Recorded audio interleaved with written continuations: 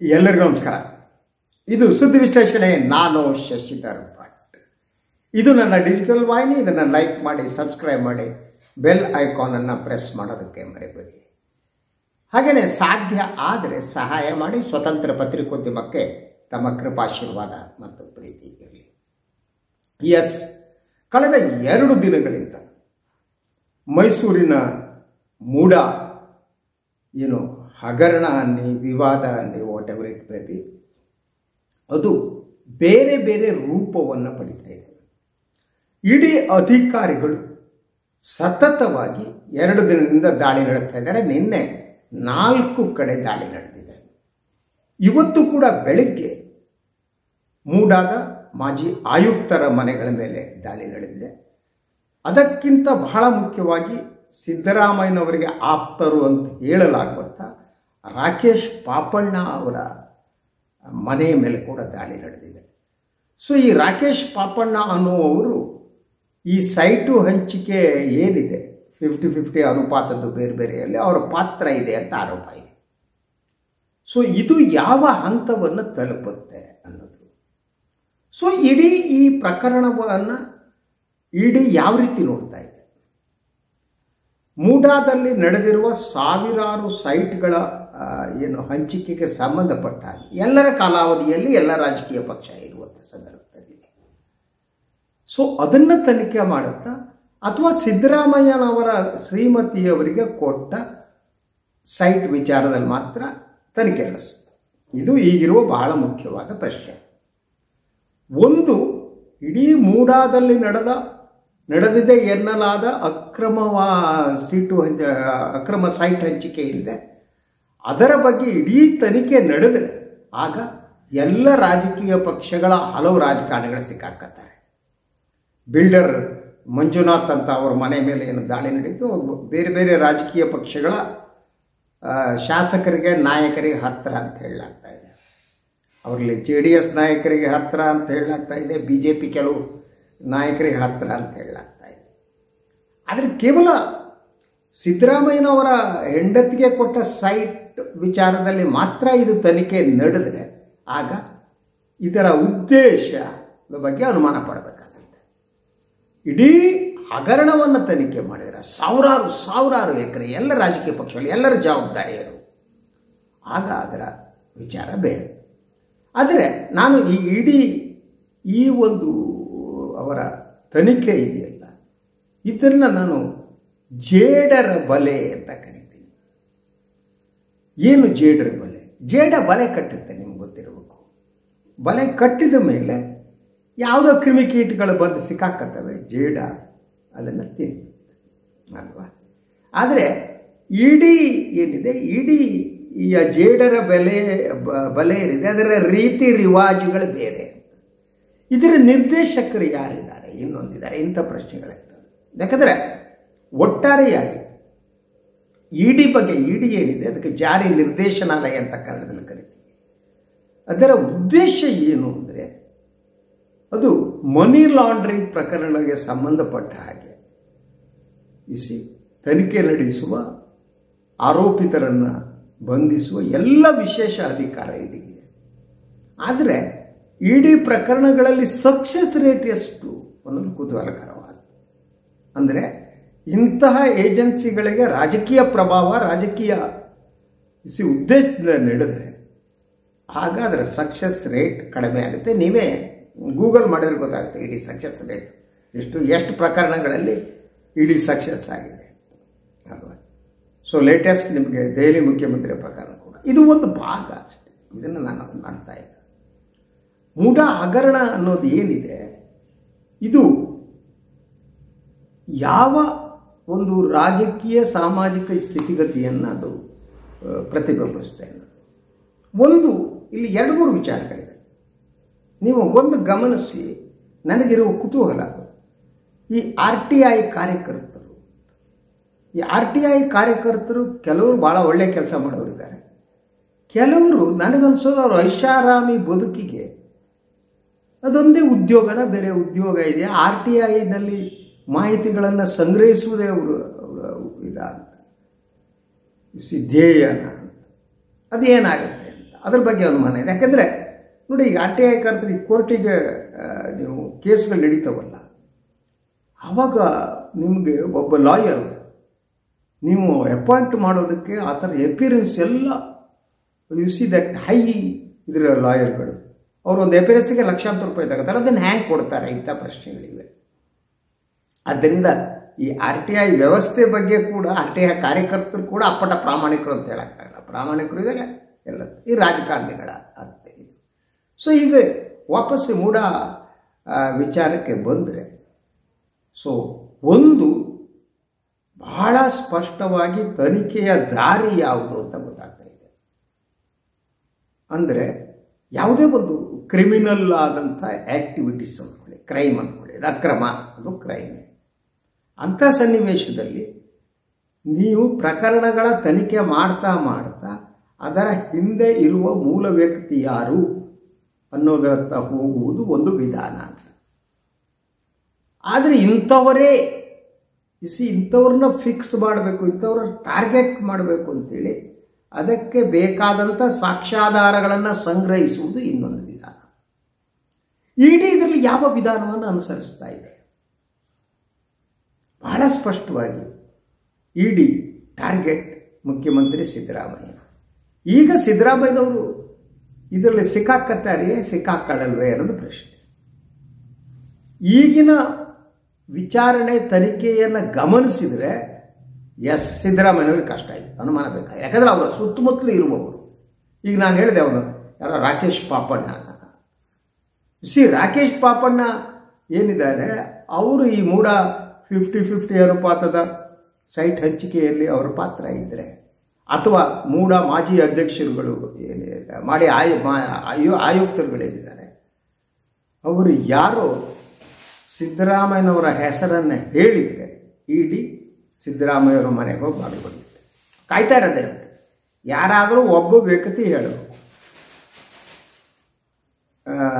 ಆ ಕಾಲದ ಈಗ 20ರಿಂದ 22ರವರೆಗೆ ಆಯುಕ್ತರಾಗಿದ್ದವರು, ಅದಕ್ಕೆ ಮೊದಲು ಆಯುಕ್ತರಾಗಿದ್ದರು, ಅವರು ಸಿದ್ದರಾಮಯ್ಯ ನಮಗೆ ಫೋನ್ ಮಾಡಿಬಿಟ್ಟು ಅವರ ಹೆಂಡತಿಗೆ ಸೈಟ್ ಕೊಡು ಅಂತ ಹೇಳಿದ್ರು ಅಂತನೋ ಇನ್ನೇನೋ ಅಂತ ಹೇಳಿದರೆ ದೆನ್ ಸಿದ್ದರಾಮಯ್ಯ ವಿಲ್ ಟ್ರಬಲ್. ಹಾಗೆ ಹೇಳಿಸುವುದಕ್ಕೆ ಇಡಿ ಟ್ರೈ ಮಾಡುತ್ತೆ ಅನ್ನೋದು ಅನುಮಾನ ಬೇಕಾಗಿಲ್ಲ. ಇನ್ನು ಸಿದ್ದರಾಮಯ್ಯನವರ ಆಪ್ತ ಅಂತ ಈಗಲೇ ಹೇಳ್ತಾ ಇರುವಂಥ ರಾಕೇಶ್ ಪಾಪಣ್ಣವರು, ನನಗೆ ಗೊತ್ತಿಲ್ಲ ರಾಕೇಶ್ ಪಾಪಣ್ಣ ಯಾರು, ನಾನು ಹೆಸರೇ ಫಸ್ಟ್ ಟೈಮ್ ಕೇಳಿದ್ದು. ಆದರೆ ಈಗಲೇ ಮಾಧ್ಯಮದಲ್ಲಿ ಅವರು ಸಿದ್ದರಾಮಯ್ಯನವರ ಆಪ್ತ ಅಂತ ಬರ್ತಾ ಇದೆ. ಸಿದ್ದರಾಮಯ್ಯನವರ ಆಪ್ತ ರಾಕೇಶ್ ಪಾಪಣ್ಣ ಅನ್ನೋದಾದರೆ ಅವರ ಆಪ್ತ ಅಂತ ಹೇಳುವವರು ಯಾರು? ಮಾಧ್ಯಮಗಳ ಅವರ ತನಿಖಾ ವರದಿಯಿಂದ ಗೊತ್ತಾದದ್ದೇ ಅಥವಾ ಇಡೀ ಇವರು ಹೇಳಿದ್ದೆ? ಸೊ ರಾಕೇಶ್ ಪಾಪಣ್ಣ ಸಿದ್ದರಾಮಯ್ಯನವರ ಆಪ್ತ ಆಗಿದ್ದರೆ, ಆತ ಸಿಕ್ಕಾಕೊಂಡ್ರೆ yes again it will be serious trouble for Siddaramaiah. ಯಾಕೆಂದರೆ ಇಡಿಗೆ ಸಿದ್ದರಾಮಯ್ಯನವರ ಮನೆಗೆ ಹೋಗಿ ಬಾಗಿಲು ಬಡಬೇಕಾಗಿದೆ ಅಷ್ಟೇ. They want that. ಅವ್ರು ಫಿಕ್ಸ್ ಮಾಡಿದೆ ಇಡೀ ತನಿಖೆಯನ್ನು. ರಾಜ್ಯಪಾಲರು ಅನುಮತಿ ಕೊಟ್ಟ ಮೇಲೆ ನಡೆದ ಬೆಳವಣಿಗೆ. ಸೊ ಇಡಿಯನ್ನು ನಿಯಂತ್ರಿಸುವ ಅಮಿತ್ ಶಾ, ಇವರೆಲ್ಲರ ಉದ್ದೇಶ ಸಿದ್ದರಾಮಯ್ಯ ಟಾರ್ಗೆಟ್. ಈಗ Siddaramaiah is in deep trouble. I will tell you. ಅವರ ಯಾರೋ ಆಪ್ತೇಷ್ಟರು ಸಿಕ್ಕಾಕೊಂಡ್ರು ಅಂದರೆ ದಟ್ ಟ್ರಬಲ್. ಈ ರಾಕೇಶ್ ಪಾಪಣ್ಣ ಸಿಕ್ಕಾಕೊಂಡ ಅಥವಾ ಅವನ ಹಲವು ಸೈಟ್ಗಳನ್ನ ಇದು ಮಾಡಿಸ್ತಾ ಅಂತ ಹೇಳಲಾಗ್ತಾ ಇದೆ. ಮಂಜುನಾಥ್ ಬಿಲ್ಡರ್ ಮತ್ತು ಇವರ ನಡುವೆ ಇರುವ ಸಂಬಂಧಗಳು ಇದು ಎಲ್ಲ ರಾಜಕಾರಣಿಗಳು, ಎಲ್ಲ ರಾಜಕೀಯ ಪಕ್ಷಗಳ ಜೊತೆ ಸಂಬಂಧ ಇದ್ದರೂ ಕೂಡ ಎಸ್ ಅಲ್ಟಿಮೇಟ್ಲಿ ಅಲ್ವಾ. ಈಗ ಇಡಿ ಏನು ಮಾಡಬೇಕಾಗಿದ್ರೆ, ನೀವು ಇಡೀ ಅಧಿಕಾರ ಅವಧಿಯಲ್ಲೂ ಕೂಡ ಮೂಡಾದಲ್ಲಿ ಇದ್ದಂಥ ಅಂದಿನ ಶಾಸಕರುಗಳು BJPಯವರು ಅವ್ರ ನೇತಾಕ ಬನ್ನಿ, BJP ಶಾಸಕರ ನೇತಾಕ ಬಂದು ಕೇಳಿ ಯಾಕೆ ಕೊಟ್ರಿ ನೀವು ಅಂತ. BJP ಸರ್ಕಾರ ಇದ್ದಾಗಲೇ ಸಿದ್ದರಾಮಯ್ಯನವರ ಹೆಂಡತಿಗೆ ಸೈಟ್ ಕೊಡಲಾಗಿದೆ ಅಂತ ಆದರೆ, ಆ ಸಂದರ್ಭದಲ್ಲಿ ಮೂಡಾ ಕಮಿಟಿಯಲ್ಲಿದ್ದಂಥ ಶಾಸಕರನ್ನ ವಿಚಾರಣೆ ಮಾಡಬೇಕಲ್ವಾ? BJP JDSನವ್ರ ನೇತಾಕ ಬರಬೇಕಲ್ವಾ? ಅದಕ್ಕೆ ನಾನು ಮಾತನಾಡೋದು ಇಡೀ ಉದ್ದೇಶದ ಬಗ್ಗೆ. ನೀವು ಕೇವಲ ಸಿದ್ದರಾಮಯ್ಯನವ್ರ ಮೇಲೆ ಕಾನ್ಸಂಟ್ರೇಟ್ ಮಾಡಿದೆ, ದಟ್ ಈಸ್ ರಾಂಗ್. ಎಲ್ಲ ರಾಜಕಾರಣಿಗಳು ಒಬ್ಬೊಬ್ಬರು ಆಯುಕ್ತರಾದಂಥ ಸಂದರ್ಭದಲ್ಲಿ ಮೂಡ ಅಧ್ಯಕ್ಷರ ಸಾವಿರಾರು ಸೈಟ್ಗಳನ್ನು ಹಂಚಲಾಗಿದೆ ಅನ್ನೋದು ಈಗ ಬರ್ತಾ ಇರೋ ವರದಿ. ಅದೇ ರೀತಿ 50-50 ಅನುಪಾತದ ಅಡಿಯಲ್ಲಿ ಹಲವರುಗಳು ತೆಗೆದುಕೊಂಡಿದ್ದಾರೆ ಸೈಟ್ಗಳು. ಕೇವಲ ಕಾಂಗ್ರೆಸ್ ಮಾತ್ರ ಅಲ್ಲ. ಈಗ ನಾನು ನೋಡ್ತಾ ಇರೋ ವರದಿ ಪ್ರಕಾರ ಎಸ್ ಮಹದೇವಪ್ಪ ಅವರ ಅಣ್ಣನ ಮಗ ಯಾರಿಗೋ ಅವ್ರಿಗೆ ಕೊಟ್ಟಿದ್ದ ಹೆಸರುಗಳು ಬರ್ತಾ ಇವೆ. ಇನ್ಯಾರದೋ ಪ್ರಕಾರ ಇನ್ಯಾರೋ JDS ಶಾಸಕರಾಗಿರೋ GT ದೇವೇಗೌಡರಿಗಿರೋ ಸಂಬಂಧ ಬಗ್ಗೆ ಮಾತನಾಡಲ್ಲ. ಇದು ಸಮಗ್ರವಾಗಿ ಮಾಡಿದ್ರೆ ಮಾತ್ರ ಅದಕ್ಕೆ ಬೆಲೆ ಬರುತ್ತೆ. ಟಾರ್ಗೆಟ್ ಮಾಡಿದ್ರಲ್ಲ. ಸೊ ಟಾರ್ಗೆಟ್ ಮಾಡಿದರೆ ಅನುಮಾನ ಶುರುವಾಗುತ್ತೆ. ಈಗ ಬರುವುದು ಅದನ್ನೇ. ನಾನು ಅದಕ್ಕೆ ಜೇಡ್ರ ಬಲೆ ಅಂತ. ಈ ಜೇಡ್ರ ಬಲೆನೇ ಹೆಣೆದಿಡಲಾಗಿದೆ ಮತ್ತು ಅದರಲ್ಲಿ ಯಾರು ಸಿಕ್ಕಾಕಬೇಕು ಅಂತ ಡಿಸೈಡ್ ಮಾಡಲಾಗಿದೆಯಾ? ಯಾಕೆಂದರೆ ಇದು ಯಾರೋ ಒಬ್ಬ ವ್ಯಕ್ತಿಯ ತಪ್ಪಾಗಿರೋಕ್ಕೆ ಸಾಧ್ಯನೇ ಇಲ್ಲ. ಕರ್ನಾಟಕದಲ್ಲಿ ಅಧಿಕಾರದಲ್ಲಿರುವ ರಾಜಕೀಯ ಪಕ್ಷಗಳು ಯಾರ್ಯಾರ ಕಾಲಘಟ್ಟದಲ್ಲಿ ಏನಾಯಿತು? ಕುಮಾರಸ್ವಾಮಿ ಅವರು ಮುಖ್ಯಮಂತ್ರಿ ಆಗಿದ್ದಾಗ ಏನಾಯಿತು? BJP ಮುಖ್ಯಮಂತ್ರಿಗಳಿದ್ದಾಗ ಏನಾಯಿತು? ಆವಾಗ ಎಷ್ಟೆಷ್ಟು ಸೈಟ್ಗಳನ್ನ ಹಂಚಲಾಯಿತು. ಕೇವಲ ಮೂಡ ಮಾತ್ರ ಅಲ್ಲ ಕಣ್ರಿ. ನೀವು ಕರ್ನಾಟಕದಲ್ಲಿ ನೀವು BDAಗೆ ಹೋಗಿ ಗೊತ್ತಾಗುತ್ತೆ. ಬೇರೆ ಬೇರೆ ಇಂಥ ಸಂಸ್ಥೆಗಳಿಗೆ ನೀವು ಎಲ್ಲದರಲ್ಲೂ ಇದೆ ಕೆಲಸ. ಬಿಕಾಸ್ MLAಗಳು ಪೊಲಿಟಿಷಿಯನ್ಸ್ ಇಂಟರ್ಫಿಯರೆನ್ಸ್ ಅಂತ ಇದ್ದಾರೆ. ಪೊಲೀಸ್ ಕಾನ್ಸ್ಟೇಬಲ್ ಟ್ರಾನ್ಸ್ಫರ್ ಇಂದ ಹಿಡಿದು ಸೈಟ್ ಹಂಚುವವರಿಗೆ ಎಲ್ಲ ಕೆಲಸಗಳನ್ನು ಅಲ್ಲಿ ಶಾಸಕರು ಮಾಡ್ತಾರೆ. MLAs R most powerful. ಅವ್ರಿಗೆ ತಮ್ಮ ಕೆಲಸ ಏನೂ ಗೊತ್ತಿಲ್ಲ. ಅವ್ರು ಶಾಸಕರು ಅಂದರೆ ಶಾಸನ ರಚನೆ ಮಾಡಬೇಕು, ಅದೊಂದು ಬಿಟ್ಟು ಉಳಿದೆಲ್ಲ ಮಾಡ್ತಾರೆ. ಎಲ್ಲ ರಾಜಕೀಯ ಪಕ್ಷಗಳ MLAಗಳ ಕಥೆನೇ ಇದು. ಇದು ಈ ಸ್ಥಿತಿಗೆ ಬಂದಿದೆ. ಈ ಮೂಡಾದ್ದು ಏನಿದೆ ಇದು ಕೇವಲ ಪಾರ್ವತಿಯವರು ಸೈಟ್ ತಗೊಂಡ್ರೋ ಹ್ಯಾಂಗೆ ತಗೊಂಡ್ರೋ ಅನ್ನೋದಕ್ಕೆ ಮಾತ್ರ ಸೀಮಿತ ಆಗಿಲ್ಲ. ಇದು ಅದಕ್ಕೆ ಮೀರಿದ ವ್ಯಾಪ್ತಿ ಇದೆ. ಸೊ ಅದರಿಂದ ಸಿದ್ದರಾಮಯ್ಯನವರನ್ನ ನೀವು ಕರೆದು ಎನ್ಕ್ವೈರಿ ಮಾಡ್ತಿರೋ ಬಿಡ್ತಿರೋ ಗೊತ್ತಿಲ್ಲ. ಮಾಡಿದ ಹಾಗೆ ಇದಕ್ಕೆ ಸಂಬಂಧಪಟ್ಟಾಗ ಉಳಿದವ್ರದ್ದು ಮಾಡಿ. ಎಲ್ಲ ಮುಖ್ಯಮಂತ್ರಿಗಳು ರಾಜಕಾರಣಕ್ಕೆ ಎತ್ತಾಕ ಬನ್ನಿ. ಶಕ್ತಿ ಇದೆಯಾ ಇಡಿಗೆ? ನೋ. BJP ಅವ್ರನ್ನ ಮುಟ್ಟಲ್ಲ ಅವರು. ಅವ್ರಿಗೆ ಯಾಕಂದರೆ ಅಮಿತ್ ಶಾ ಅವರು ಇನ್ಸ್ಟ್ರಕ್ಟ್ ಮಾಡಿರ್ತಾರೆ. ಅಮಿತ್ ಶಾ ಎಂಥ ರಾಜಕಾರಣಿ, ಅವರ ಷಡ್ಯಂತ್ರದ ರಾಜಕಾರಣ ಯಾವ ರೀತಿ ಇದೆ ಎಲ್ಲರಿಗೂ ಗೊತ್ತಿದೆ. ದೇಶಕ್ಕೆ ಗೊತ್ತಿದೆ, ವಿದೇಶಗಳಿಗೆ ಗೊತ್ತಿದೆ, ಪತ್ರಿಕೆಗಳಲ್ಲಿ ಬರ್ತಾ ಇದೆ. ಸೊ ಆ ಕಾರಣಕ್ಕಾಗಿ BJP ಅವ್ರನ್ನ ಟಚ್ ಮಾಡಲ್ಲ, JDSನವರು ಟಚ್ ಮಾಡಲ್ಲ. BJP JDSನವರು ಇಂತಹ ವ್ಯವಹಾರವನ್ನು ನಡೆಸಿರ್ಬೋದಲ್ವಾ. ಕೇವಲ ಸಿದ್ದರಾಮಯ್ಯ ಮಾತ್ರ ಮಾಡಿದರೆ ಅಂತ ನಾನು ನಂಬಲ್ಲ. ಸಿದ್ದರಾಮಯ್ಯ ಮಾತ್ರ ಕಳ್ಳ, ಉಳಿದವರೆಲ್ಲ ಅಪ್ಪಟ ಪ್ರಾಮಾಣಿಕರು. ಉಳಿದವರೆಲ್ಲ ಕೂಡ ಹರಿಶ್ಚಂದ್ರ ಮೊಮ್ಮಕ್ಕಳು. ಪ್ರಾಮಾಣಿಕತೆಯೇ ಅವರ ಉಸಿರು, ಅದೇ ಅವರ ಜೀವ, ಅದೇ ಅವರ ಆತ್ಮ ಅಂದರೆ ಸುಳ್ಳು. ಬಹುತೇಕ ಎಲ್ಲ ಪಕ್ಷಗಳ ರಾಜಕಾರಣಿಗಳು ಕೂಡ ಇಂಥ ಕೆಲಸವನ್ನು ಮಾಡಿರ್ತಾರೆ. ತಮ್ಮ ಮನೆಗೆ ತಮಗೆ ಬೇಕಾದ ನೆಂಟರಿಸ್ಟಿಗೆ ಒಂದು ಸೈಟ್ ಕೊಡಿಸೋದು, ಮತ್ತವರಿಗೆ ಕೊಡಿಸೋದು, all these things will happen. ರಾಜಕಾರಣದಲ್ಲಿ ಇದು ನಡೀತಾ ಇರುತ್ತೆ. ಸೊ ಇಲ್ಲೂ ನಡೆದಿರೋಕ್ಕೆ ಸಾಧ್ಯ. ಆದ್ದರಿಂದ ಇಡಿಯ ಪ್ರಾಮಾಣಿಕತೆ ಏನಿದೆ, ಆ ಪ್ರಾಮಾಣಿಕತೆ ಇಡಿ ಸಾಬೀತುಪಡಿಸಬೇಕು. ಹಾಗೆಯೇ BJP ಮತ್ತು JDS ಸರ್ಕಾರ ಮತ್ತು ಗೃಹ ಸಚಿವರಾಗಿರುವ ಅಮಿತ್ ಶಾ ತಮ್ಮ ಪ್ರಾಮಾಣಿಕತೆಯನ್ನು ಸಾಬೀತುಪಡಿಸಬೇಕು. ನಾವು ಇದನ್ನು ರಾಜಕೀಯ ಅಸ್ತ್ರವನ್ನು ಬಳಸ್ತಾ ಇಲ್ಲ. ಯಾರ್ಯಾರು ಅಕ್ರಮ ಎಸಗಿದ್ದಾರೆ ಅವರನ್ನೆಲ್ಲ ಒಳಗೆ ಕಳಿಸ್ತೀವಿ ಅಂತಂದರೆ ಹ್ಯಾಟ್ಸ್ ಆಫ್ ಅಂತೀನಿ. ಈ ತನಿಖೆ ಏನಿದೆ ಸುಮಾರು 2000 ನಂತರ ಅಂದ್ಕೊಳ್ಳಿ, ಈಗಿರುವ ರಾಜಕಾರಣಿಗಳಲ್ಲಿ ಯಾರ್ಯಾರು ಅಧಿಕಾರದಲ್ಲಿದ್ದರು, ಮುಖ್ಯಮಂತ್ರಿಗಳಾಗಿದ್ರು, ಎಲ್ಲರನ್ನೂ ಕರೆಸಿ ತನಿಖೆ ಮಾಡಿಸಿ. ಅವರವರ ಅವಧಿಯಲ್ಲಿ ಯಾರ್ಯಾರು ರೆಂಟಿಸ್ಟ್ರಿಗೆ ಸೈಟ್ ಕೊಡಿಸಿದ್ದಾರೆ ನೋಡಿಸಿ. ಆಗುತ್ತಾ? ಬಟ್ ಇವರು ನನಗನ್ಸೋಗಿ ಈಗಿನ ತನಿಖೆಯವರು ನೋಡಿದ್ರೆ ಅವ್ರ ಉದ್ದೇಶ ಕೇವಲ ಸಿದ್ದರಾಮಯ್ಯ ಅಂತ ಅನಿಸುತ್ತೆ.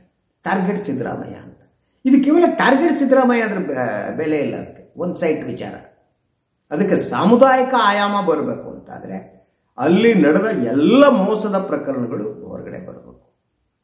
ಆ ಒತ್ತಡವನ್ನು ಈ RTI ಕಾರ್ಯಕರ್ತರು ಹಾಕಬೇಕು. ಬಟ್ ಈ RTI ಕಾರ್ಯಕರ್ತರ ಸಮಸ್ಯೆ ಏನು ಅಂದರೆ ಅವರು ಮಾತಾಡ್ತಾರೆ, ಹೇಳ್ತಾರೆ, ಇಡಿ ತನಿಖೆ ಮಾಡಿದ್ರೆ ಮಾತ್ರ ಸತ್ಯ ಹೊರಗೆ ಬರುತ್ತೆ, ಲೋಕಾಯುಕ್ತ ಬರಲ್ಲ ಅಂತ. ಅಂದರೆ ಈಗಲೇ they are partisan. They are with Amit Shah, they are with BJP, they are with Modi. ಅನುಮಾನ, they are with JDS, they are with Kumaranna. ಯಾಕೆಂದ್ರೆ ಅವರು ನಮಗೆ ನ್ಯಾಯ ಇಡಿಲಿ ಮಾತ್ರ ಸಿಗುತ್ತೆ, ಪ್ರಾಮಾಣಿಕವಾಗಿ ಮಾಡ್ತಾರೆ, ನಾನು ನಂಬಲ್ಲ. ನೀವು ಸಂಶಯ ಪಡೋದಿದ್ರೆ ಲೋಕಾಯುಕ್ತವನ್ನು ಸಂಶಯ ಪಟ್ಟ ಹಾಗೆ ಇಡಿಯನ್ನು ಸಂಶಯ, ಅದು ರಾಜಕೀಯ ಅಸ್ತ್ರನೇ. ಸೊ ಇಂಥ ಸಂದರ್ಭದಲ್ಲಿ ಒತ್ತಡ ಹಾಕಿ ಸತ್ಯ ಹೊರತರುವ ಯತ್ನ ಮಾಡಬೇಕು. ಈ RTI ಕಾರ್ಯಕರ್ತರು ಕೇವಲ ಸಿದ್ದರಾಮಯ್ಯನವರು ಯಾಕೆ ಹಿಡ್ಕೊಂಡಿದ್ದೀರಿ? ಎಲ್ಲ ಕಾಲಘಟ್ಟದಲ್ಲಿ ನಡೆದ ಸಾವಿರಾರು ಎಕರೆಗಳ ಅಕ್ರಮ ವ್ಯವಹಾರ ಇದೆ, ಅದನ್ನು ಹೊರಗಾಕಕ್ಕೆ ಯಾಕೆ ಹೋರಾಟ ಮಾಡಲ್ಲ? ಇದು ಪ್ರಶ್ನೆ.